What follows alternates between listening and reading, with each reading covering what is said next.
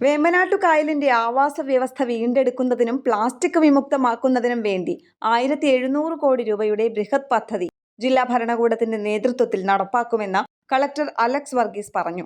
വേമ്പനാട്ടുകായൽ പുനരുജ്ജീവനവുമായി ബന്ധപ്പെട്ട് പ്ലാസ്റ്റിക് മുക്ത mega campaign രണ്ടാം ഘട്ടത്തിന്റെ ഉദ്ഘാടനവും മാലിന്യ ശേഖരണത്തിന് സജ്ജമാക്കിയ വെള്ളത്തിന്റെ ഫ്ളാഗ് ഓഫ് കർമ്മവും തണ്ണീർമുക്കം ബോട്ട് ജെട്ടിയിൽ നിർവഹിക്കുകയായിരുന്നു അദ്ദേഹം.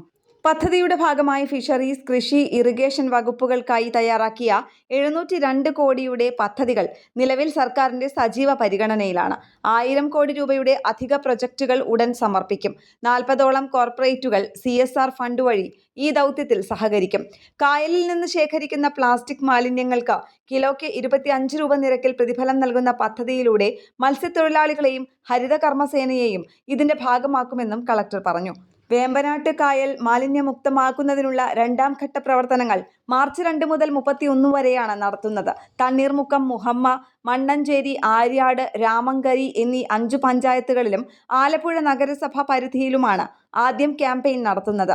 ചടങ്ങിൽ തണ്ണീർമുക്കം പഞ്ചായത്ത് പ്രസിഡന്റ് AK പ്രസന്നൻ അധ്യക്ഷനായി. പദ്ധതിയുടെ ഭാഗമായി ആലപ്പുഴ നഗരസഭയും ജില്ലാ ഭരണകൂടവും ചേർന്ന് ഇന്നലെ രാവിലെ 7 മുതൽ 9:45 വരെ നടത്തിയ യജ്ഞത്തിൽ രാജീവ് ജെട്ടി മുതൽ പുന്നമട ഫിനിഷിംഗ് പോയിന്റ് വരെ കരയിൽ നിന്നും കായലിൽ നിന്നുമായി 3.6 ടൺ പ്ലാസ്റ്റിക് മാലിന്യം ശേഖരിച്ചു.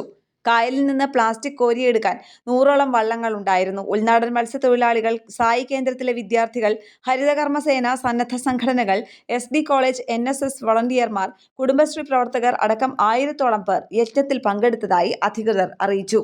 ന്യൂസ് ഡെസ്ക് കേരള പ്രണാമം.